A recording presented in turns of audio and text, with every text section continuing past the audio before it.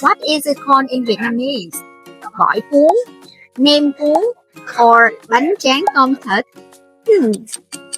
Actually, in Vietnamese, all three of the name is correct because in the south, this is gỏi cuốn, and in the north, this is nem cuốn, and in the center, this is bánh tráng cuốn tôm thịt. Okay, now let's have a bite.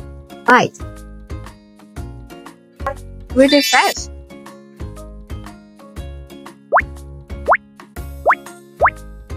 If you want to know more about this, join my workshop today, September 6th. You can experience it, making it yourself, learn some Vietnamese vocabulary, and bring it home. Looking forward to seeing you soon.